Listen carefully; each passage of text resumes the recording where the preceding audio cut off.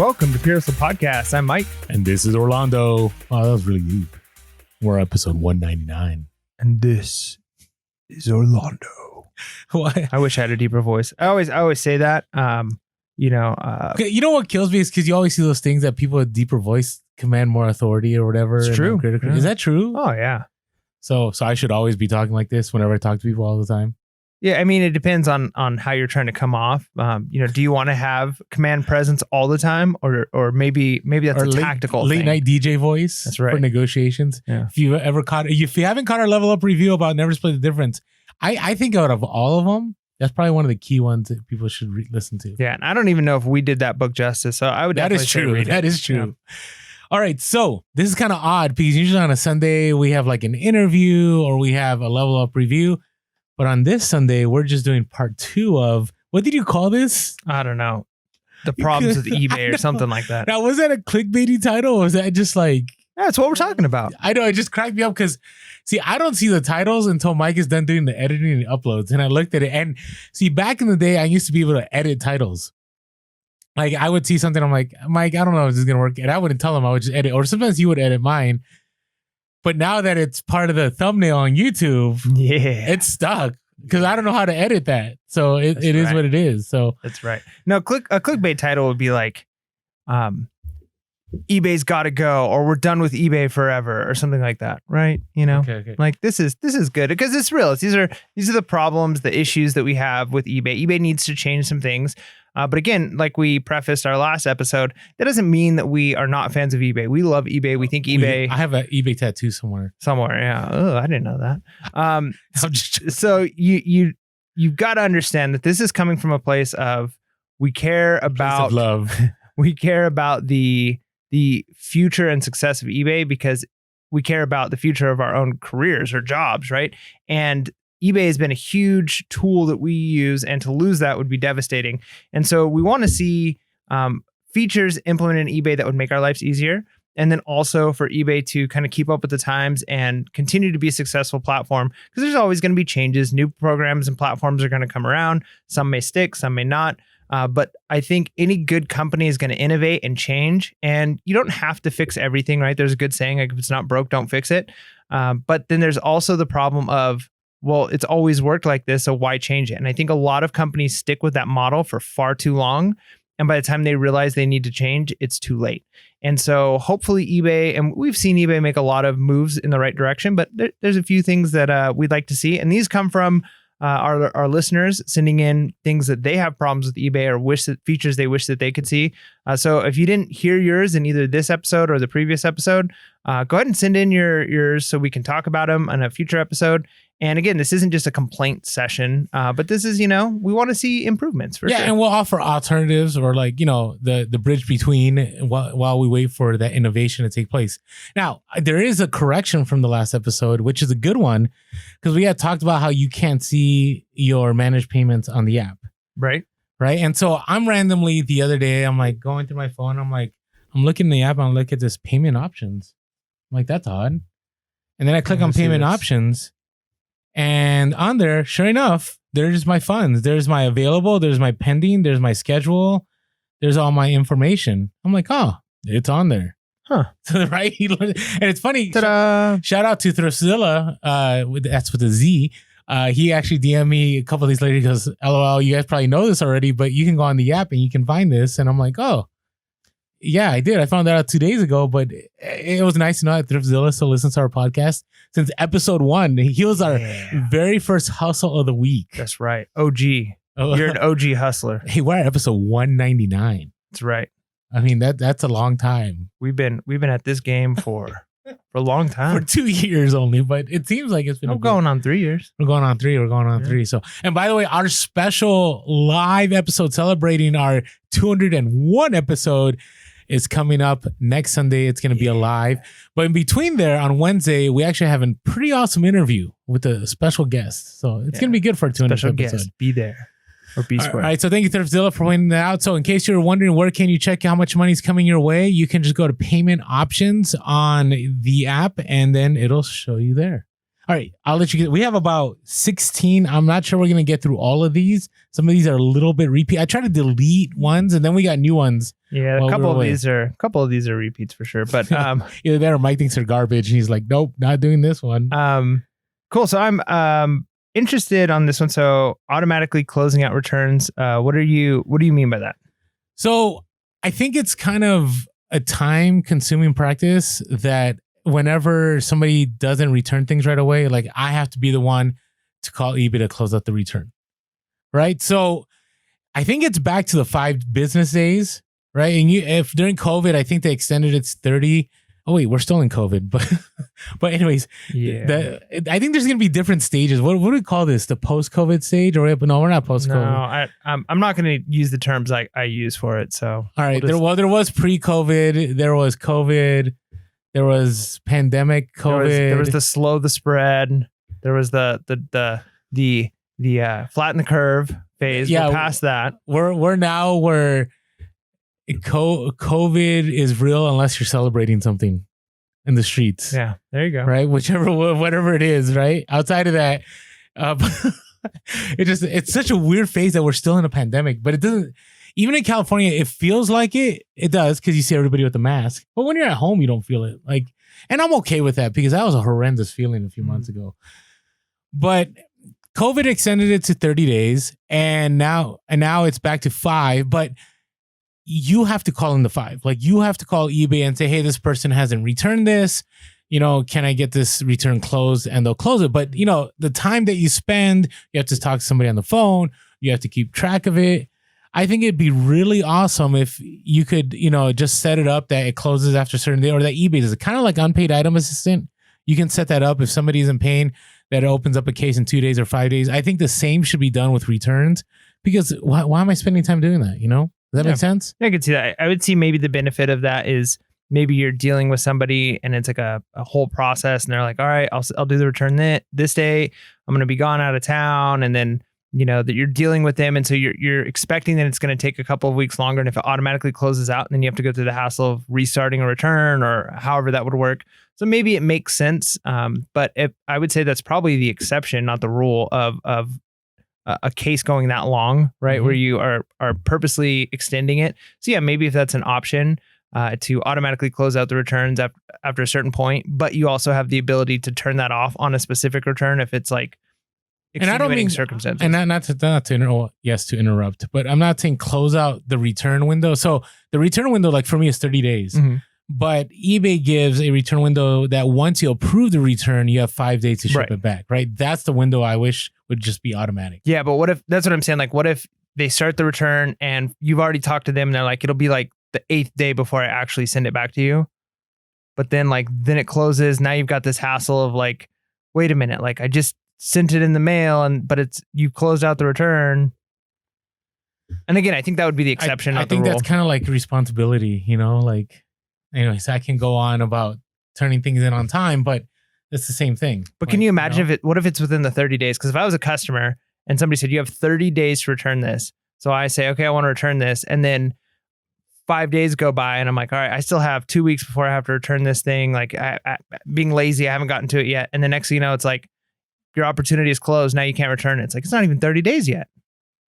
Like that's how I would, if I was just a customer, I wasn't on the seller end. I would, in my mind, I would say I have 30 days to return this. So if the first day I get it, I'm like, I'm returning this thing, and I start the return process. But I don't send it. So let's land on, because that still doesn't happen. Like after 30 days, people still try to do a return, right? It just should be an automatic like message that gets back to the buyer. Like, nope, it's been the 30 days. Because I'll get messages sometimes. Like I know it'll be like day 34. Like, I know it's past the day, can I return this? And it'd just be nice if just an automatic, like, no, would be sent out. So, all right. So we land somewhere in between. But I am a big fan of giving people, like, once they request return, like, give them 5 days. And if they don't return it in 5 days, then they weren't serious about the return, So, because there's the other play at that. Like, if you make it too long, then people go, yeah, you know what? Actually, I do want to return this now, right? I think there just needs to be a set limit. Kind of like with somebody had mentioned on here, we'll jump into this one, where, when you send offers, right? To when you send offers to watchers or likers, whatever you call it on eBay, like you can't do anything with that. It's like locked in. And it would be nice if you had leeway to change stuff or like cancel the offer. You get what I'm saying? Like you can, the only way you can cancel an offer that you send is by, I don't know if I can retract offers anymore. I think I have to like end the item and then relist it.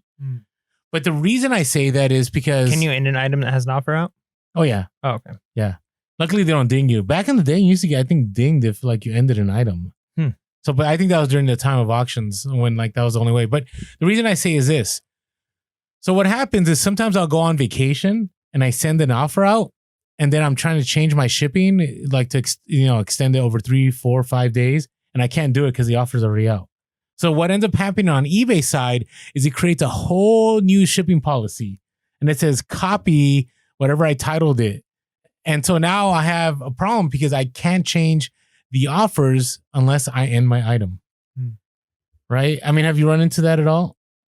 I don't really, maybe a couple of times. I don't know. Okay. Yeah. I mean, there's been times where like we've sent offers out and then we're about to go on vacation. And so we want to change the handling time and can't do it because there's an offer on an item or, other things. I just wish there was an easy way. I mean, especially if it knows like, I know eBay's doing a better job about vacation mode and the options you have. Or item specifics. And maybe that's what we were just talking about. Same thing. Like we were fixing item specifics. Oh, that's true. You're right. We were fixing item specifics on items and we got all but like 16 done because they had open offers out. And it's like, well. Yeah, and you just have to wait. Yeah, I just want to add the word green in a box. I can't do that. Like you're seriously telling me I can't add more detail?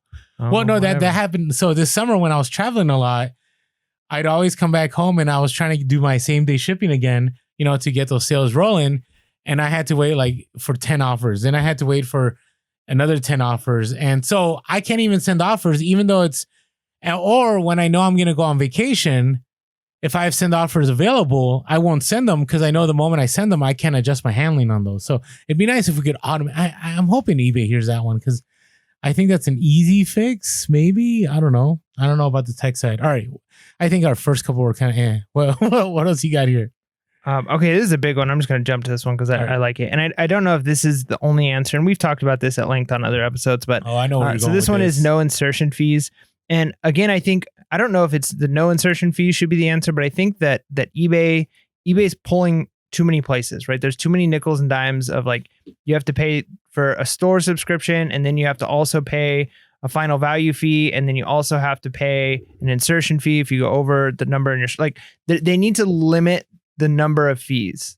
There should just be maybe, and again, I don't know, there's probably 100 different options, alternatives that they can do. Obviously they extended out and gave us tons of free listings for a while, right? Mm-hmm. But maybe they change it to, if you're at a certain store level, instead of like, you just get this much, like you get whatever the benefits of the store are, and then you have basically that unlimited listings, or you pay the final value fees, but you don't have insertion fees. And I get the main thing that people have said in our comments that kind of disagree.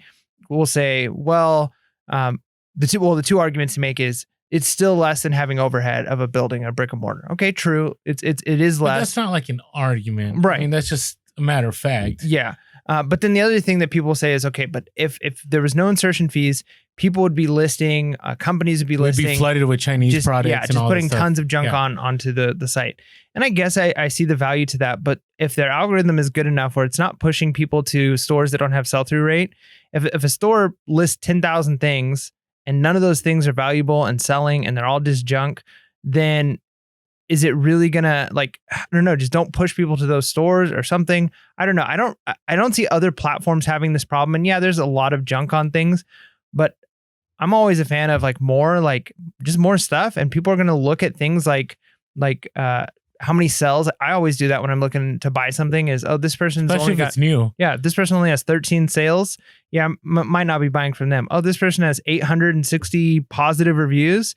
Yeah, I'll probably buy from them. So I don't know how negative that would be. I can't imagine there just being a flood of stuff, especially if there's still a store. Like maybe you only get like the beginner, however many it is, like 20 free listings, or you pay for a store, you pay the $100 or $200 that you're paying a month for a store, and you just don't have to pay insertion fees, right? Like that just seems like double overkill, and then the nickel and dime on all these other things. I don't know. It seems like they're taxing you up front and at the end. And it would just be nice if it was just once. Yeah, agreed. And you're right. Amazon doesn't do that at all. Mm-hmm. Amazon is you do pay your $40 a month, and then it's when the item sells, they take out. Now there's other fees, but usually the other fees aren't related to you selling the item. Like if you do FBA, you have a warehouse fee, you have all these, different kind of fees for, they ship it out for you and all that. But you're not charged on merchant fulfilled, right? Like to list an item. No, merchant fulfilled is they take their fees, but it's just a one-time fee at the end. Yep. Like it feels a little different. Like I do feel the nickel and dime, like 10 cents an item. Like I'm just like, what? Why? Yep. Like, and then on top of that, I do promoted listings. Yep, promote it. Now the fix and now I think we got away from this in the earlier part of the podcast because I also wanted to offer an alternative. And somebody had shared with me about how if they have I don't know, if this is untrue, let us know in the comments. But let's say your limit was at 300, right? I don't know if there's any limit like there, but it's 300, and then you have to pay insertion fees after that. If you have one item and you're trying to sell 100 of them, and you list that one item, and there's 100 of them in your list, like in your listing, it takes out the 100 out of the 300. So what they suggested is just do it one at a time, or do 10 at a time, and then as you sell, replenish that. Yeah, that makes sense. The other thing that I was thinking could be a solution, and you're giving like a solution, like a way to mitigate it. And I think that's a practical tip. But another suggestion that eBay might take on this is if sell-through rate is important, and it is, then make the stores, instead of you have so many listings per month, because that's kind of an arbitrary thing. Because if you're a store, let's say you sell through everything. Let's say you have, at any given time, 100 active listings, but you're selling 500 items per month. Right? Because you're just selling. You got a really fast sell-through rate. As soon as you're getting stuff in, it's going out. eBay is obviously getting a ton of money on those final value fees. So the stores should just be like total active listings you can have available. And you pay, like, you want 100 active listings, you pay X amount. If you want 500 active listings, you pay X amount. And then there's no insertion fees. So as long as you're getting that sell-through rate of, you might be making 700 listings in a month, but your store never has more than 500 active listings because that sell-through, you're not paying insertion fees on the extra stuff because it's selling through, right? And then maybe you can have a fee if it goes over that. But to me, that just seems right, because to have you pay for a total number of listings, but if you're selling through a bunch, you're almost getting penalized because now you have to pay extra listings or buy a higher store. But that was the next thing I was going to say. You're right. Great minds. I'm joking. Okay, keep going though. Keep going. No, I mean, that's just what I think is like, that to me might be a solution, is you pay for total number of active listings in a store. That's basically your store subscription. So instead of saying you get 350 listings per month and you're paying for that, and anything over that you pay. Well, if you've got 350 items in your store, but you've sold 30 things and you've added another 30 things, you're now paying for those 30 things over top, but you never went over that number you had available. So I don't know, that just might be an option, is you just pay for basically how much shelf space are you taking on eBay. And if you go above that, then you pay more, you get a higher store. And maybe you make the stores more incremental. Like there's certain levels, like 100, 200, 250, 300, 350. So it's not that like huge jump, because there's that weird awkward phase where so that's another thing you're paying a ton in insertion fees, but it's not quite enough to go up to that next store level. It's between premium and anchor. There's no in between, right? So I mean, even right now, I'm at about 2,300. I still can't get to 2,500, but I'm at the 2,300, mark, and it's still not worth it to me to go pay the $300 a month to get anchor store, but I still get a decent bill, right? And then if I add that with promoted listings and whatever else, I'm paying a decent amount of change for, listing my items. Now, we actually have that in our notes. Number 8, reward system for sell-through listing rate. Like, I think that'd be great. I mean, that would motivate people to sell more. It's very similar. Like Amazon right now, one of the things I was anti, and now I'm seeing it, is so Amazon and FBA, they put inventory levels. So and they did this across the board. So you can't send in more items until a certain amount of those items have already sold. So right now, for example, I have an item that I have 200. Okay, 200. That's my limit. I sent in 200 in the beginning of October, and it was selling hot. I sold like about 40 in 3 or 4 days, and then all these people got on listing. The price started dropping. Then I'm like, I don't want to sell for that little profit. I'm going to wait because I know Q4 is going to pick up a little bit.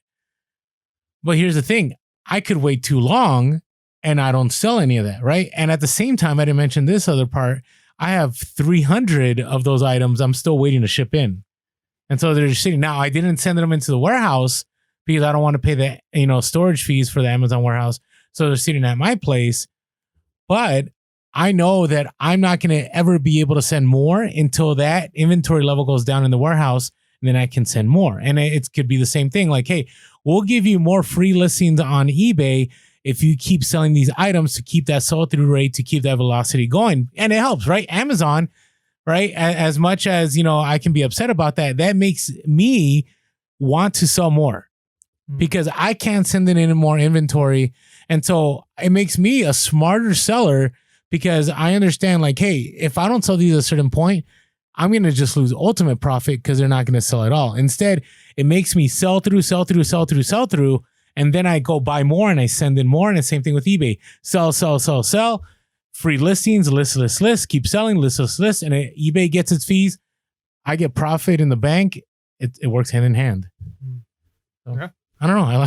I like that one. So, all right. Let me see if I can pick this one. Okay, this one was one that I still am at a loss about how we can't resolve this. So the very last one, I think there should be an algorithm, or there should be a way that eBay catches, okay, when you are listing something that is Vero, verified owner's rights program. So meaning that right now eBay has been hitting hard some sellers. I mean, you've been seeing this. I think this happened to Harry Tornado. This happened to other individuals, like YouTubers. You can watch their videos where they had one item that was, or two items that were listed. They got Vero'd and the store got suspended.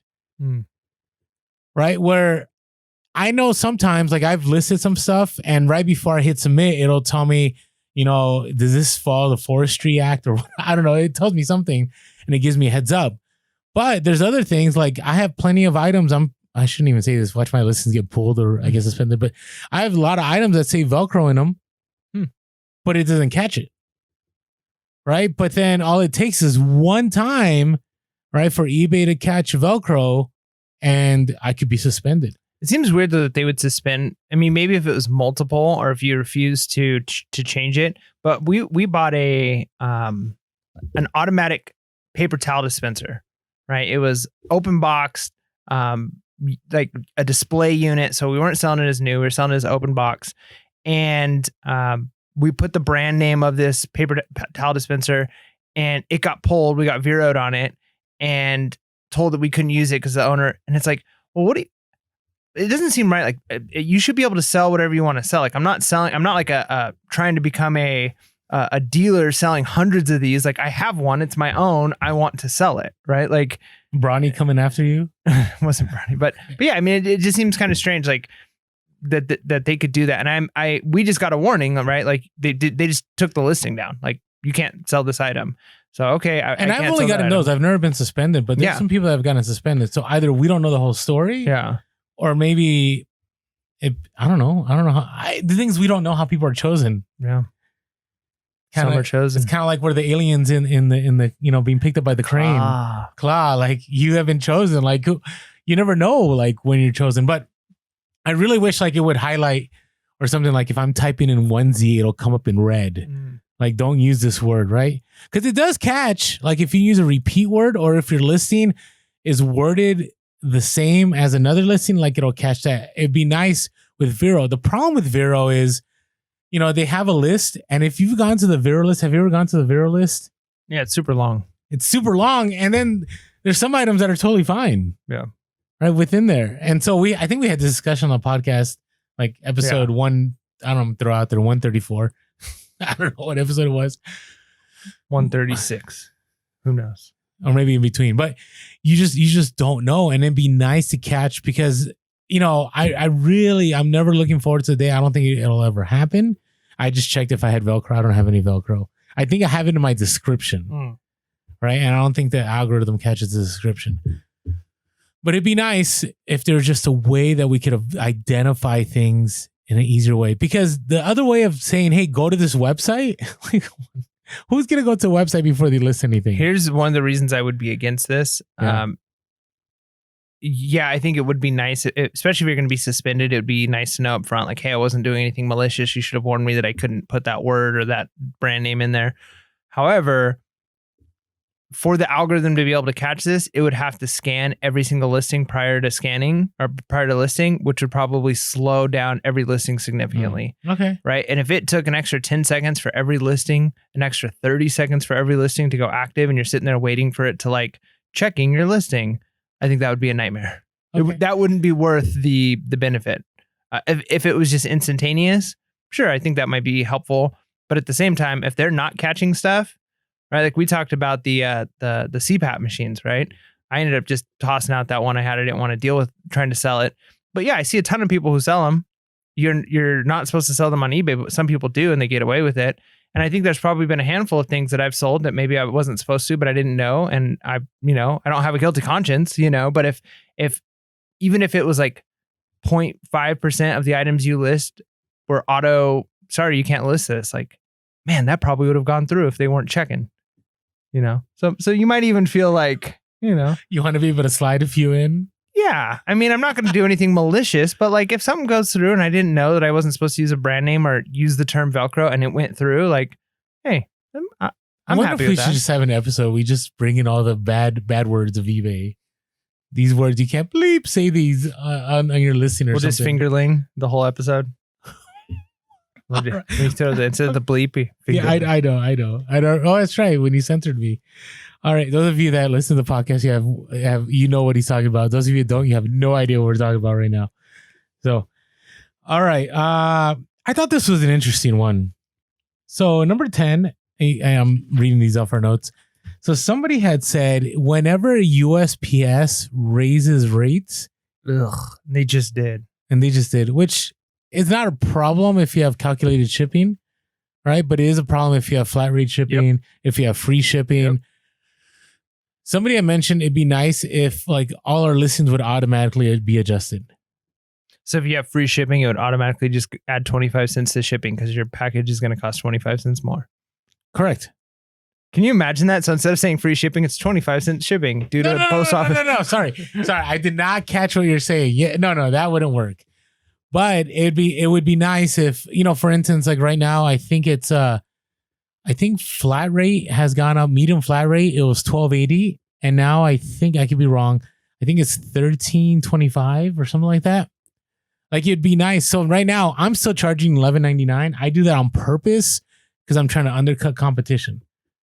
But let's say I really wanted to raise it. It'd be nice if just all of those went from $11.99. And just if let's say it was 30 cents, they all went to $12.29 automatically without me having to go in there. Right? I don't know. I like that idea. I think that with the free or maybe with the free shipping, this would be kind of crazy. All your items go up by 30 cents. That would make for some interesting prices. Yeah, they'd have to set that as an option because if you're setting your item to $14.99 because you're trying to psychologically get the people like it's only $14 or $19.99 and they're just thinking like, oh, it's not even $20, and all of a sudden it goes up to $15.29, $20.83. It'd be like, what a weird price, and you lose that. Yeah, but some people do that though. They do that to separate themselves or make it think like kind of in never split the difference where you use a real number, right? Some people are like, this seller really listed this and really thought about this item is $45.63. Let us know in the comments. Do any of you do that, or do you all go the 99, or do you do just you don't even do the 99 round numbers? Do you do 99 or do you round numbers? Man, I feel like my listings are all over the place. Sometimes I do round numbers. Occasionally, I think my wife does more round numbers than I do. I tend to do, I think more like the 99s. I don't know. We're just all over the place. I think we kind of look at like what sold, and I think that plays a role in what we decided. If we're like, hey, this sold for $49.99. I'm going to list this for $49.99. But if I sell it sold for $55, I might list it for $55, right? So, and I know you always list a little higher, but whatever that was before, like I think that kind of plays a little bit of a role in my head of I can list it for this much, I will say the only time I go around the numbers, I want to confess this, is when I'm trying to sell it for the gram. So I know this is going to be a good sale that I can post on our Instagram. So I try to get it. So it's just like instead of $99.99, it sounds better when it's like I paid $1 and I sold it for $100. Then I paid $1 and I sold it for $99.99. That still sounds good. But it doesn't sound as good as 100. Yeah. As the Benjamin. You didn't get the whole Benjamin on You that. didn't get the whole Benjamin. Anyways, it's not confession time. But I don't know. Hey, by the way, as we're having this conversation, if things come up, let us know below or let us know your thoughts. Let us know if you think we're crazy. We're okay with that. Yeah, we're crazy. Or you could be kind too. Kindness we is like nice. kindness. Actually, we do have some of the kindest commenters. Honestly, I mean, we had an individual for a little bit. Yeah, we got haters, but if you don't got no haters, you're not doing something right. Oh man, that's not. Thank you, Puff. But I'm not. Is that Puff Daddy? I don't know. I can't remember who that was. All right. Hey, anyways, we're gonna keep moving on with this episode, but before we do, I want to talk about some social media. If you haven't had a chance yet, before we talk about social media, we haven't been talking about this at the beginning of our episodes lately. Oh, Bring it man. back. So, hey, by the way, we do have buymeacoffee.com/pure hustle. It's a way that you can do a membership to continuing to support the podcast so we could do more. We're hoping that we get a certain number that when the new year hits, we can have more opportunities to create more content. So for just $5 a month, which is less than probably a cup of coffee in most parts of the country outside of 7-Eleven, you can support us, which is really easy. And if you think about it, per episode, that's less than $1, right? If we do 8 episodes, you do the math. I mean, what is that? 60 to 70 cents an episode? That's not very much. So we really would love it if you jump on and do that membership. Also appreciate a one-time gift. Again, look below. There's a link. There's a link in our bio. There's actually an overlay on the screen on YouTube. It's buymeacoffee.com/pure hustle. Yeah. Now on social media, if you enjoy seeing more content, we do, put stuff on there all the time. We're on Instagram and Facebook and Twitter. On Instagram and Facebook and TikTok, we are Pure Hustle Podcast. On Twitter, we are Pure Hustle Cast. You can also give us a call, 619-738-1170. That's 619-738-1170. Or shoot us an email at purehustlepodcast@gmail.com. That's purehustlepodcast@gmail.com. Also, if you're watching us, continue to watch us. And if you haven't hit that bell notification, please hit that bell notification. Bing. And if you've been listening to us, jump on over to YouTube, hit that subscribe button. We're at like 4140 subscribers. So I'd love to be at 5K by the end of the year. That'd be great. 10K would be awesome too, but I'm going to go for 5K. Yeah, 100K would be amazing. And if we can get to 1 million subscribers by the end of the year, We're at a million. I'd be happy. Are we even reselling anymore? Yeah, probably not. Okay. So, but we would still bring that content. That's right. So, all right. And hey, thanks so much for all the iTunes review. I think we should read one. We haven't read one in a while. It's been a minute. So hopefully when I pull this up, it doesn't pull up any music or any craziness, because anytime I pull this up, like something turns on or some noise happens. So on iTunes review, you can leave us a review, which really helps us in the algorithm. We're at 352 reviews. So, hey, 400 by the new year. Okay, so the latest one, it comes from Amber_SESS. And Amber says, I love listening and learning every week. I'm a former educator too. Did we read this before? I don't know, maybe. We get those a lot though. Yeah. We appreciate all you educators, seriously.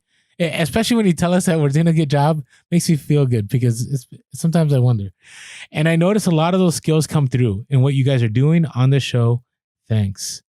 So thank you so much. Yeah. So appreciate it, Amber. So hit us up. And we also have t-shirts for sale. As always, we have great Christmas gifts for even if they don't listen to the podcast. Pure hustler in your life. There you go. So, hey, thank you so much again. If you want to help us out financially, buymeacoffee.com/pure hustle. Yeah. All right. Do we want to do hustle of the week, or do we want to keep moving on this list? What do you want to do right now? Where are you? I'm good either way. All right. Let's do like one more and then jump into our hustles of the week. Oh, well, let's just do hustle of the week right now then. What? I just asked you. You're like, whatever. I thought you were saying, like, do you want to skip hustle of the week this week? No. Oh, okay. Well, then, yeah. No let's way. just do We hustle of the can't. week. We got some legit hustles here. All right. Well, Come here we on, go. hustlers. It's the freaking hustle of the week. Yeah. All right. So our first one comes from Josh, IG handle at flip_4_them. So Josh's wife is a serious Disney-aholic. That's a thing. Is there another name for that? I'm sure there is. All right. I don't know. I'm assuming she like has the badge and the lanyard with the buttons, like collecting the buttons at Disneyland. Because that's how you know you're let us know, Josh, in the comments. I'm sure. All right. So they were doing some research on Americana. Is that correct? Oh, my typo. It's Mercari, but I don't even know. America. Marashia, Macari, and came across a Loungefly limited edition 1 of 600 Little Mermaid backpack. It's my wife's favorite Disney movie. Sniped it for $112 on Mercari and sold it on eBay for $900. That's a pretty amazing flip. And you're going from platform to platform. So that's not only a hustle, but a tip of the week too. So don't be afraid of sourcing stuff on other platforms, especially if you know, right? Like, so Josh said his wife knows Disney. So when you see something, you're more likely to recognize. So stay in your lane, right? We talked about that before too. If you know a niche well, look for those things on multiple platforms and you'll be surprised. You can often, like they said, snipe things or source things and then sell them for more on eBay. So there you go. And by the way, Loungefly is a bolo, but it's a careful bolo. What I mean is there's some Loungefly stuff. Like this one is a limited edition that they found and it's money. I've sold Loungefly stuff for good money too. But there's some Loungefly stuff that is like, there's a lot of them out there. So you just make sure you do research. But Josh and your incredible wife, that's a nice hustle of the week. All right. So mine comes from Merlin. MERLANN, IG handle at Movin' on the Bay with an E on Instagram. So has been listening to our content and came across some Harley stuff. And, you know, I've been sharing lately that it's not only Harley apparel that sells well and that there's plenty of opportunity when it comes to motorcycle seats, which that's a new one for me. That's only been within the last 6 months that I've actually been picking those up. Actually, I have 2 I still have to list. But they're good money. So decided to, you know, get out of the comfort zone, picked up a Milsco for Harley Davidson Road King Classic seat for $20 at a garage sale. Listed high with best offer and sold for full price at $149.99 plus shipping. Nice. So I love that. I love it when we're able to share content and it comes through and it helps. Because sometimes I'm like, well, hopefully one day in their lifetime they'll find what we're talking about. But you know, you're not the only one to find this, but this was great because you did everything right. Even the pictures were fantastic. Pictures sell a lot. So it's on IG handle Movin' on the Bay with an E. Thank you so much, Merlin, for that. I hope I said your name right. Merlan, right? It's not Merlin. I don't know. All right. But you are awesome. Thank you for allowing us to share that hustle of the week. All right. So our next one comes from Kyle, IG handle at the Ride L. So this is like his 5th hustle of the week or something. Oh man, he's the bobblehead guy. We got to get some more people on here. No, we do. But here's the problem lately. We've been suppressed. Oh man, Instagram, Facebook. Are we being censored on social media? So all hashtags have been blocked, which I think it's kind of funny that like why hustle the week? Like why I'm sure we have algorithms that can selectively like I'm sure we're not putting anything fake on hustle the week. And especially because it's not us, it's our listeners, and our listeners would never do anything fake. So this is what I got. Like this is what happened. So I was trying to find some awesome hustles of the week because we all use that hashtag. So I go to Instagram and it says, and I'm sure all of you know this, recent posts from all hashtags are temporarily hidden to help prevent the spread of possible false information and harmful content related to the election. So who knew that the fact that we flip stuff for good money could alter the elections? You know what? I'm going to say I want my free speech and I want to be able to talk about hustle. Hustle of the week. So that, but it's not only that. I really like what Kyle had to share. So Kyle, this isn't just like after the fact. I actually thought it was a legit one that we should share. That's right. All right, go for it, Mike. So came across an SRA Reading Laboratory 2C multi-level learning homeschool kit for grades 4 through 6 for $9.99 and sold it on eBay for $325. Man, homeschooling stuff, we talked about this as a bolo a while back, especially when the start of COVID happened. The lockdowns. Yeah. Honestly, more and more families are doing homeschool. Like it is incredible how many families are moving towards homeschool. I actually see it as a very positive thing. I think it's good for families. I think it's good for kids. But a lot of parents are looking now for good curriculum, and it's expensive. Curriculum and homeschool stuff can be very costly. So when people can go on eBay and get it for a fraction of the price that they would be buying it new, it's great. And the great thing too with a lot of that homeschool stuff is you might be able to look up. I mean, I passed on a few things back before the pandemic started that I was like, in fact, there was one lady selling like literally just like her entire collection of curriculum. Most of it had barely been used. And I just passed on it because like, I don't know if I want to spend like $400 right now on this stuff. I probably could have made like $2 or $3 grand off of it. Yeah. But yeah, if you can find homeschool stuff, definitely do that. And then another thing too is knowing that homeschooling is becoming more and more popular. My wife just showed me recently some homeschool like worksheets and stuff like that, like curriculum that people were making on their own, and they were making it really artsy and cool and like boho style and selling it on the internet for quite a bit of money. And they're just making these worksheets themselves.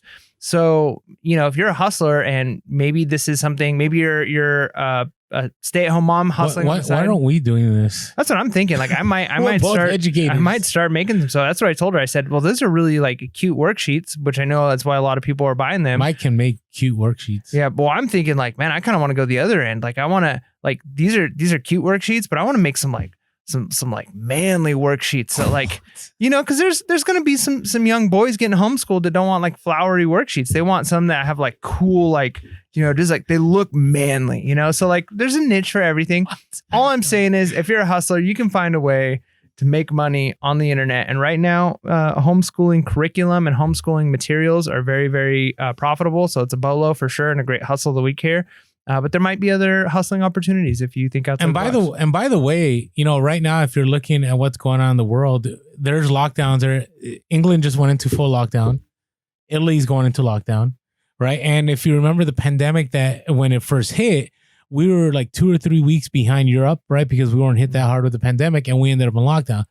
So it's very possible, right? And we also have these political things happening where the current president-elect, right, may be moving towards lockdown. And so if that all goes down, all this homeschooling stuff is going to skyrocket because overall, we've all experienced, right, the fact that, hey, it's tough. Well, all of us have kids that had to educate at home. It's tough to educate at home. And so if you can find these tools that make it easier, some people are willing to pay a premium for that. So it may be, I mean, it's right now, Bolo. I mean, Kyle just sold this, the Rydell, THERIDEYL on Instagram, just sold this in the last month. Yeah. And we're not even like on lockdown. Yeah. And be thinking about that too. Like, I mean, every area is going to be different. So it's going to be regional specific. But it looks like California or San Diego is almost back to red. Yeah. No, purple. So we're in red right now, but my bad. Purple is the worst one. Wait, can you explain that? Because not everyone's from California. Yeah, so we have tiers of like stages of reopening, and a lot of California has been in purple, which is like the worst tier you can be in. But San Diego for a while has been in the red, which means you can go indoor dining. There's still limited capacity. You can go to gyms. Like the businesses are open, just like limited capacity. If we move back to the purple, which it looks like we probably will come Tuesday, gym shut down again, restaurant shut down again. So just think about that in your area. How can you capitalize on that? Like I still have some weights that I was thinking about that. Is that going to come back? Yeah, I wasn't willing to drop the prices as much because it looked like places were starting to get in stock again. Gyms are open, so the demand wasn't there. And I still have some stuff that I'm like, you know what? I'm just not going to let it move that fast because I have a feeling gyms are going to shut down again before the end of the year. And people are going to buy stuff out again, and there's going to be a shortage. Maybe there won't be a shortage. Maybe there's going to be a surplus of stuff. But if that's the case, then gym equipment is going to drop in price so low that I might just pick a bunch of it up. So either way, I'm going to win. But think about that. What are some things that last time you're like, man, if I'd have known we were going into a lockdown, I would have bought this, and this to sell, because it may be coming again. It may be something that we're going to be facing here in the near future in San Diego and maybe wherever you're at. And like Orlando is saying, it could be a national thing for a while. We don't know. So just always plan for the possibilities. Yeah, it's an interesting time out. Everything's all coming together. But if there's one thing we learned through the pandemic is that we as resellers are resilient. We can definitely make it happen. I mean, seriously, I remember actually I was going through our episodes and I remember one of the episodes was like selling through a pandemic. And that seems like so long ago. But that was just a few months ago. And we may be there again. And by the way, it's Q4, in case you're wondering right now. Yeah. Q4. All right. our hustle of the week. What's your hustle of the week? So remember a while back I talked about picking up those Wi-Fi extenders. Oh yeah, I got 2 boxes of them. There's 2 in each, and they're used, but they're in really good condition. They had the boxes, had the manuals, had the cords, had everything. And the garage sale. got a garage sale, and they were $5 each. So I paid $10. I finally listed them. I don't know what took me so long. I guess I was like, I didn't want to test them. I thought it was going to be a hassle to like set them up to my Wi-Fi and then move them around and see, can I connect? And I had to like download a separate app and register this. Like it was like a whole thing just to see if they would work. And finally I was like, I'm just going to spend the time to do it because they sell for a lot of money. Within a few days, I think it was like by the 3rd day of them both being listed, the first day one of them sold, and by the 3rd day, the second one sold. Both sets sold for $250 to $5 plus shipping. So I, off $10, made over $500. And I'm like, man, I've just been sitting on that. Now, Isn't that the worst? Now, fingers crossed, whenever I have big sales like that, I always wait like a month before I celebrate. Even I sold that Montclair jacket, right? Where it's like, oh man, like, is this going to be a problem? So I'm just fingers crossed that they're not going to get it and say like, hey, like I was able to get them turned on and whatever, but there's like a password because I don't know who I bought them from. And if there's like once after a certain amount of time, they have to like reconnect to the system and then check the passwords. I don't know.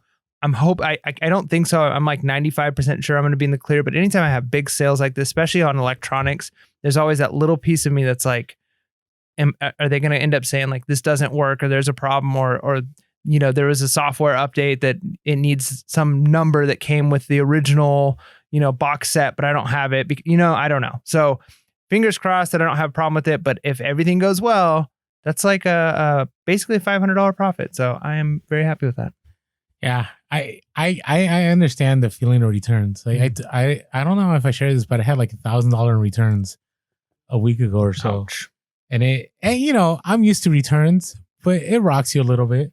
Now, 2 of the items sold as far as right when I got them back, I just relisted and they sold.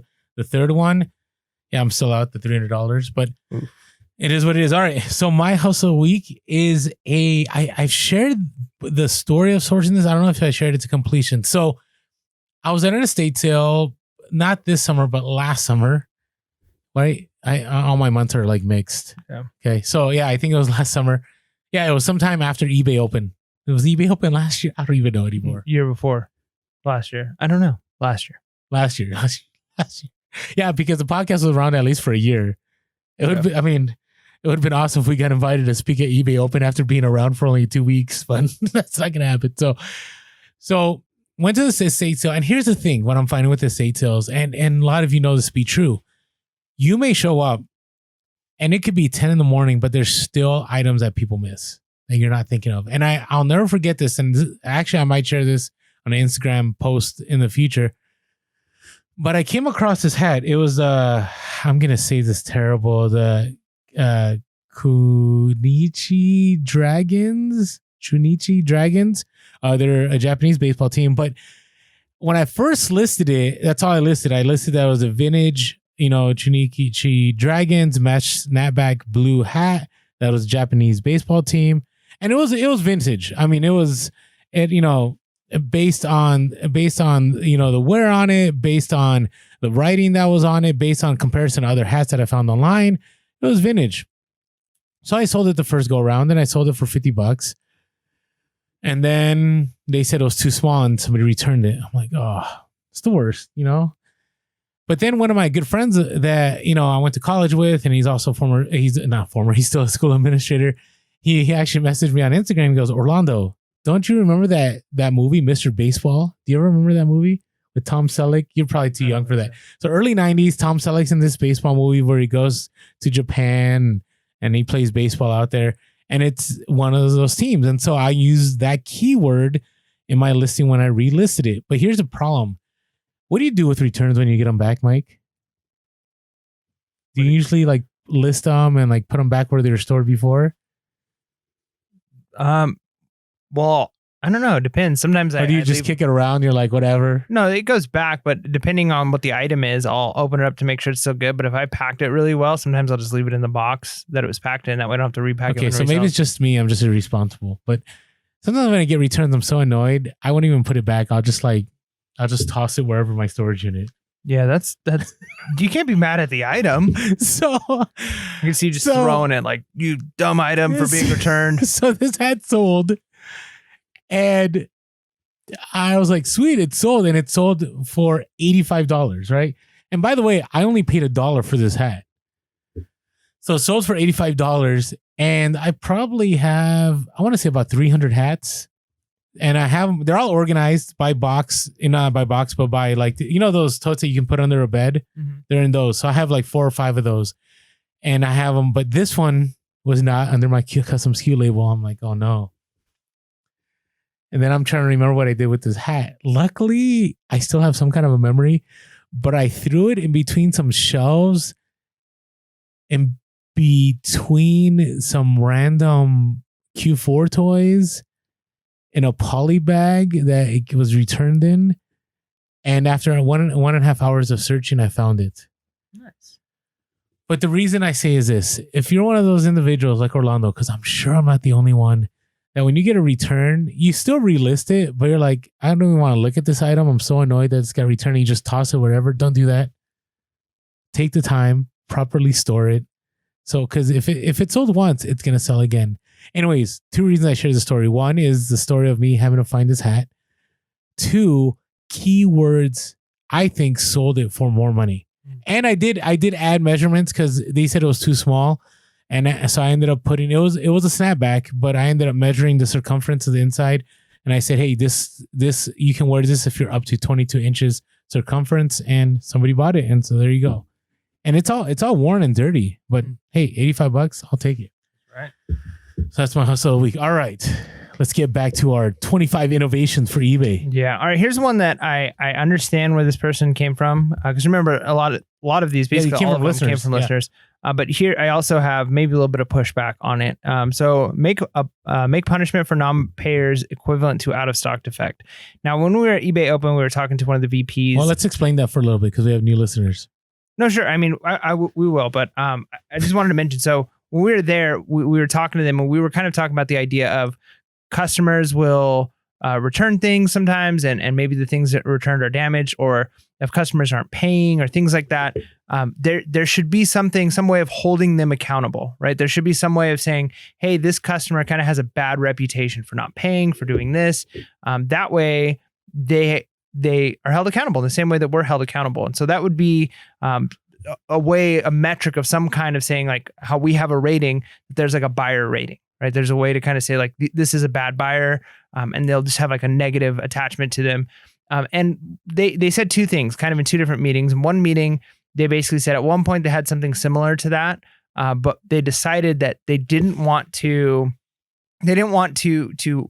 rate buyers, because if a buyer gets a negative feedback, they're less likely to use the program. I mean, can you imagine on Amazon we send stuff back, not all the time, but occasionally we send stuff back. Occasionally we cancel orders, like, oh, I found it cheaper on another site, so I cancel the order partway through. And I consider myself a great Amazon customer. Like, I've been through Amazon for years. I've been paying tons of money. When we call them, they're like, yeah, you're a great customer. But they tell you that, hey, it's Mike, that great customer. Well, I mean, we've had a couple of times where it's like nothing, our package didn't show up. And they're like, well, we see you've been an Amazon Prime member and you have you're a great standing customer. Like, we'll cover this. But can you imagine if after a couple of those, all of a sudden I got an email from Amazon and like, you're now a 4-star customer instead of a 5-star customer. And, things might be, sellers are going to see that. I would be like, whoa. Like, how dare you? Like, I'm not going to use this program if you're going to treat me like that. So I can see the idea of like, if customers feel like they are being attacked, they're going to be less likely to use the program. So I definitely get the validity to that. eBay did also say that they had some kind of thing in the works where there was going to be some kind of process in place where after a couple of times, they could basically put a customer on like a suspension or like a temporary hold. I remember they said that. Yeah. Now I think again, these are was under a different admin though. Yeah. Well, and 2, I think those are like extreme cases, and it's kind of like, seller protections as far as that goes. But the problem is, again, like we don't want customers, because just like there are many crazy customers, there's probably a ton of crazy resellers out there. And so if you could leave a negative feedback on buyers, none of our listeners, if you can leave negative feedback that actually like impacted them, and they had this like basically the stain on them because they had a seller that was, maybe being unreasonable, they'd be like, I'm not using eBay anymore. I'm going to go to Amazon. I'm going to go to Mercari where I'm not being treated like this. And so we don't want to lose those customers. But I do think that eBay has some things in place if there's like a really, really bad customer. And I'm sure it happens on the back end, right? If we call eBay because it's like this customer is saying this and I'm saying this, and they see that I've got great standing with eBay, great reviews, everything, my metrics are amazing, and this customer's had multiple complaints against him, I'm sure eBay can see it. Because when I worked at a call center, we kept customer notes. Like when somebody would call in, there was a log of things, and there were certain colors we'd use, like this customer's irate. This customer has basically gone off the deep end. And you could see, and you were like, oh, here's one of these customers. So you knew how to handle them, their past problems you can deal with. So I'm sure eBay knows if it's a customer that's basically every other purchase they have is a complaint, that eBay is probably going to side with us on the back end, but it's probably in eBay's benefit not to just blatantly put a big red, scarlet letter on that customer, where everybody can see it, because that customer is probably not going to want to use eBay anymore, which maybe is a good thing, but I think that could be overused. I just think the penalty's so severe though.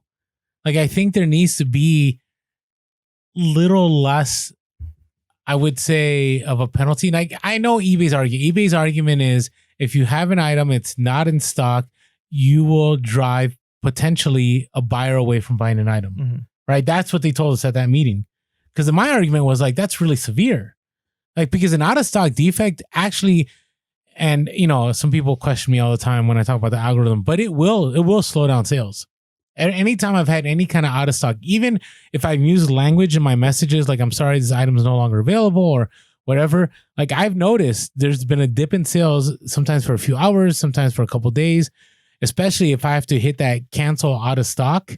Like it's a problem. That's why some people, I'm not going to ever give up names, have messaged me, say, Orlando, I just lie and I just say, buyer asked to cancel the order. I never advocate that. I don't do that myself. And so, and I'm not trying to virtue signal. I'm just saying that's just, I just couldn't do it. Now, I think there needs to be either the equivalent, because the non-paying buyer, like it's frustrating to a business. We talked about this in the last episode, right? We wish the item could be kept live. We wish that we could still send out offers on that item, like because it's been taken out of the ability to make that money. Now, I'll suggest this along with this right here. I wrote this. This is mine. Allow for different options for canceling an order. Like it'd be nice if we had a drop-down menu and it could say item didn't meet standards. Right. So, the situation I've shared with my shoes that fell apart in storage, like it'd be nice if I could, by the way, that got fixed. Did I mention that on podcast? It got fixed. So if you were listening to podcast, I had a pair of shoes that I ended up getting a defect. I had them in stock, but they ended up getting destroyed while in storage because of weather or whatever reason. I did call eBay and they took care of it right away, which was very kind. But what I'm looking at here is like sometimes there literally is eBay glitches where stuff ends up being relisted. And I know I'm not crazy. So before we did the podcast, I would listen to people on YouTube or whatever, and people are like, oh yeah, stuff got relisted or stuff fell out of my out of my listings, even though I know I listed it, it's no longer listed. I used to be like, no, there's no way, it's operator error. No, like this stuff happens. So it'd be nice if it wasn't abused, right? Maybe you have 3 strikes, you're out, you can't do it anymore. But if you could put possible glitch or something to that effect, maybe you're only allowed that once. Maybe you're given a courtesy, right? Of being given the option of like, hey, it was an eBay glitch or item didn't be sent or something, because to me, the eBay buyer just, there's no ramifications, right? At all. Like for now, they do get a strike, I guess, but I've never, you can choose on the options, like people that have more than 2 strikes can't buy from you. Like you can put that option, but I don't know how often that actually happens. Now, the other thing I will say about this is if there's some way, right, that we can see, but again, you're right. You don't want to We don't want to put scarlet eBay letters on people, right? So it's a tough one. I just wish there was a way that we as resellers be given leeway, like Reebok. Remember that when there was that glitch on Reebok and you could buy a bunch of Reeboks for like $1 or whatever, and then Reebok canceled thousands of sales. I'm pretty sure eBay didn't face anything for that, right? That's just my thought. So, all right, now I did have a question for you related to this DirecTV thing and how people have different colors. Do you think that eBay customer service has different colors for sellers that call in? Yeah, I mean, I'd imagine information. Or if you're Rally Roots, it'd say Rally Roots. Be careful, because they're big influencers. No, for sure. And again, like maybe not. If they don't, they're crazy. They should, because information is power. And usually it's not like it. There may or may not be like, oh, these are VIP sellers, which I know. I mean, they definitely have that. Like they're top. There sellers. would have to be something on there, right? The same thing is true of the Karens of their customers or their sellers. What is the male equivalent? Is it a Kevin? I don't know. Okay. I'm just using that as like, catch-all for all genders. But, when those people call in, now, whether or not they have them on like a blacklist, but I'm sure that they have notes. Every time it was like an account, right? A customer had an account when I worked at DirecTV. And anytime we dealt with that account, we had the running log of notes. So whenever there was a call, whoever was taking the call was typing just brief notes, and it was always like in code. So, we had shortcuts for everything. So like customer called in was just like a 2-letter thing that we'd put in, or we called customer. And so there's just codes that would go in, and it's basically like a shorthand for what's going on. And then if there was a lot happening, we'd take longer notes. But you could basically tell by just scrolling through, like, because how many times have you called eBay? I don't call very often. Maybe once a month. Yeah. Okay. So 12 times a year. And so they're going to be able to see that you're a customer who has this big of a store. They could probably see how much money you're making for them, right? And here's how many calls you've had. And they probably have like a positive, negative. This was a positive call. This was a negative call. And so if they can see like, holy cow, like the notes on this call are like 3 paragraphs long and it's like highlighted in red sections, they're going to say like, okay, this might be a customer. Okay, can you please hold while I look into this a little bit more? And they're reading through and they're like, oh my goodness, Orlando's a nut job, right? And then they're like, okay, last time the person said they were able to help them or calm them down by doing this. So I'm going to try and do the same thing. So for sure. Keywords to calm Orlando down. No, I mean, so now again, maybe other people have worked at call centers and they're like, we never did anything like that. So I'm sure every place is different, but if they don't have some kind of a running log on customers, not just like the algorithm part, because they should be able to quickly see like how many, like all the metrics you see, they've got to be able to see, and they've got to have some kind of like a rating, right? Like, have you ever done your own taxes, like on TurboTax, and like at the very end, it's like likelihood of having being audited, right? They've got to have something like that, right? Like likelihood, like how your rating of how good of a seller you are, jerk, right? Like, are you like a great, like we want to keep this customer, because that's what you are. When you're a seller on eBay, you are the eBay's customer. So are you a great customer? Or are you like a problem customer? And so they have to have some kind of way of telling that. So what I would imagine for things like this, and the reason I brought that up, and I mean, you kind of asked me about it again, but I really do think that there is something that they can do. Like you said, when you called in and you asked for them to fix it and they fixed it. And we did talk about like concierge in the last episode, and that could be maybe something people should be able to earn. But I do think that if you are a good, upstanding, and you've got a great account and you're a great seller, they're going to side with you. Maybe not all the time. And I'm sure people are going to call in and say like, eBay never sides with me.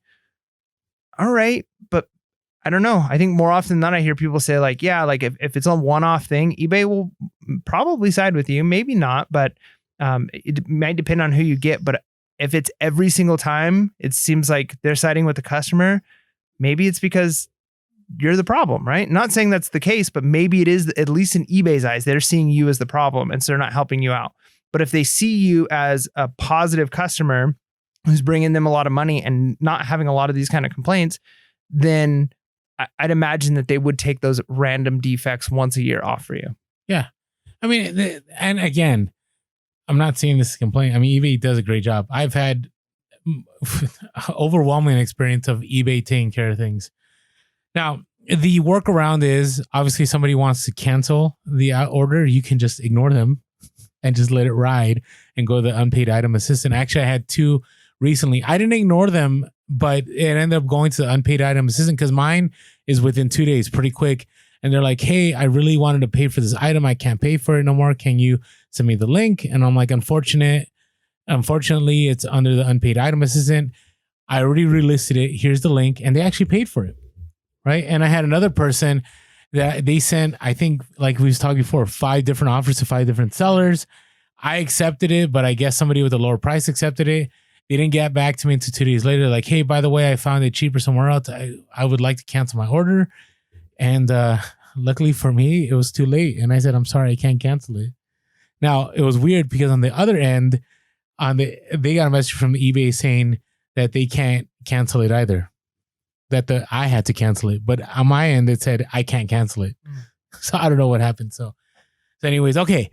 So that's a workaround. But yeah, it's frustrating. Now, I like this one. This one I thought was interesting because I didn't notice it until we started being on Instagram, and sometimes I'll post like messages that go between myself and a buyer. And they said, update the buyer seller messaging, make it easier to see the entire conversation. Right? Do you ever get frustrated with that at all? Yeah, that can be frustrating. Even I'm a huge fan of Google, but even Google sometimes can be a little bit awkward to follow threads in a Gmail. Like whereas like a DM, right? Like on Instagram or like the typical like messenger thing, it's really easy to just follow the whole conversation. Yeah. But when you're constantly maybe having to look like, is it on this thread? Is it on this thread? And I have to open up this thing. And what was the response here? It could definitely be annoying. That could be something that could be cleaned up. Well, and it's rough. I mean, you get it. You know what I would love? Here's what I would love. I'd love if it worked like DMs, because sometimes you might have a repeat buyer that's sending you a question. How nice would it be if it's like a DM, I can see like, oh yeah, they actually bought this Harley, or I've had it before. You know, I have repeat buyers, and I've shared this person before. Like if I ever come across the Dr. Pepper hat, they're pretty much always willing to buy it, right? If it's a vintage piece, but sometimes I forget who they are. But it'd be nice if, you know, I don't know where I listed one and they DM me. Now I do have systems in place so I can remember them, but let's say I lost it. They DM me like, hey, was wondering, you know, would you be willing to work out a deal with this hat? And I look and I'm like, oh yeah, they bought like 5 other Dr. Pepper hats with me, right? It's one of the things that we've actually, let's tie this together in a little bit. I think the messaging would be great. I think we're in agreement about that. I don't know if there's a workaround on that. There's no workaround. Okay, well, let's tie it into this. And we've shared this before, and I think they told us this would happen, but wouldn't it be nice if we could see if somebody was a repeat buyer? Right? Like when they send you an offer, right? So let's say there's somebody that you've sold stuff before and then they send you an offer. It'd be nice if I knew it was a repeat buyer because I may give them that offer because I know they're going to keep coming back. But if they're brand new, I might play a little bit more hardball with them. Right? I don't know. What are your thoughts on that one? I don't know. I mean, maybe there's some validity to that. We always talk about trying to keep, you know, especially in our books about like negotiating and stuff, trying to keep clients and things like that. But I would imagine treat every single customer you have, do whatever you can to make every customer convert to a sale, right? So if I'm willing to give one person a deal but not another person, I don't know if that's. But I could see if it's like long term, like this might be somebody who comes back all the time. But if you're selling items, you know, you're trying to get the best price for every item. So unless you're selling like a very, very, very niche thing, and this is like a very unique buyer for this niche, and there's not very many of them, you know, maybe you give them, you know, benefits every once in a while. But I don't know. I'd imagine if you were in that kind of a niche, you would know those buyers. Maybe. I don't know how many repeat buyers I have. Maybe a handful, but I only know because on GoDaddy, that bookkeeping, it'll tell me my repeat buyers. But that's me having to like log in and check every once in a while. Or I'll remember their username. But I think that would be just really, really nice. Because then what you could also do is, hey, by the way, I know you've purchased from me before. I actually have these other items I haven't listed. For example, last year I had somebody that bought a ton of Rain Spooner shirts from me. And now I know who that user is, but let's say they only bought 1 or 2, and then 3 months later they bought only 1. I could have maybe seen that they're a repeat buyer and gone, hey, by the way, I know you're interested in this shirt and you've bought from me before. I have all these other shirts that are unlisted, or actually I have these listings. Are you interested in this? I think it would convert to more sales. I think it'd be nice. Okay, I want to end on this one. Bulk editing of send offers. Have we talked about that before? We literally started the podcast talking about that one. The bulk editing of send offers? Yeah. This podcast? This one. The one where I wish there was like, we could like set up different tiers. We did not. Maybe you named it the wrong thing because we were talking about editing send offers at the very beginning, but you didn't talk about tiers. Well, so what I mean is this. So right now, oh man, what if this is what we talked about last podcast and it's on this podcast? No. I mean, the start of this podcast, we were talking about this. Did I talk about like it'd be nice if I could set up different tiers? Like if somebody wanted to, like if I wanted to send offers, right? And I could automatically set it to anything that's under $100, automatically take off 5% or take off $5. Anything that's between 100 to 150, take off $10 or take off 10%. Or anything that's above 150, take off $20 or take off 20%. And like you already have that set up. Because right now, the only way that you can send offers and have it done automatically is if you send an offer, there's that box below, and then you put, here, I'll pull it up right now. If hopefully I have send offers. Okay, so right now, if I send an offer, it's not on the app. So it's only on the desktop. So it'd be nice if it was on the app too. But on the desktop, you can put send offer, and then on the bottom it says automatically send offer. So it'll send that same offer again. But you can't do that for all your items. You can only do it to items that you sent an offer on and on that one time that you send it. I think maybe the bummer with that, I could see the benefit of doing that for an item, but you're going to be in different moods, right? Like you talk sometimes about whether or not you take an offer. So if it's set up to automatically accept, would it also be set up to automatically decline if it's not at a certain point? Because here's the problem. Let's say you've got something listed for $100 and somebody comes with a $65 offer and you're like, man, this thing's been sitting for a while. I really want to trigger the algorithm. It's taking up space. Maybe I'd let it go for 75. Okay, right? so maybe you said it that like if your item is 1 to 30 days, 5% automatically. If it's 30 to 60, 10%.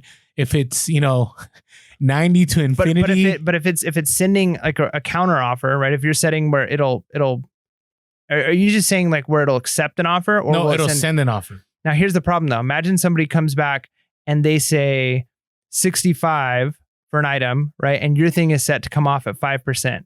And so instead of 100, it gives them a $95 offer, right? You might have been willing in that moment to actually take a $65 offer on that item, and it automatically declines and sends a new offer. But they can counter offer you though. Yeah, but you just said yourself in the past episode, that counter offers almost never work. No, but they work on the other side. So if I counter offer, they don't work. But if the buyer counter offers me, it works. So I'll give you an example. Just right now, I sent out an offer for $40 for a shirt. Somebody sent me a counter offer at $25. It's been a slow day. I wanted to move. I accepted the counter offer.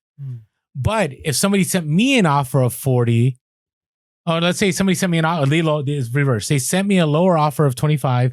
I counter offer with $40. They probably would go away. I'd never see them again. But if it's me, I'm the one that's wanting to make the sales. I'm going to accept it. So I think counter offers do work for sellers more than they work for buyers, right? But when I just think it'd be nice because I've had recent sales where it did do the automatic send offer, right? Because I don't have the time all day. I do try to send offers like every moment I can. As soon as I see it, I send it out. But like today, I sold something. It was for $118, and that offer was sent based on an offer that I sent similar 2 weeks ago, and I said automatically send this offer, and it did it. But I still have another 2,100 items that it's going to prompt me to send the offer instead of just automatically doing it for me. So I think it'd just be nice if that offer availability was there. Like a tier system, whether it be based on, your price or based on the length of the item, how long you've had in your inventory, or maybe both. I don't know. I'm just trying to be efficient and not spend my time. So it'd be nice. Yeah. And make more sales for eBay, which we all make money on that. That's right. So, right, eBay and us, we can all work together. That's right. Can make money, make plenty of money. Yeah. And with that being said, thanks for tuning in. Make sure to be real, be relevant, and be reselling. Please.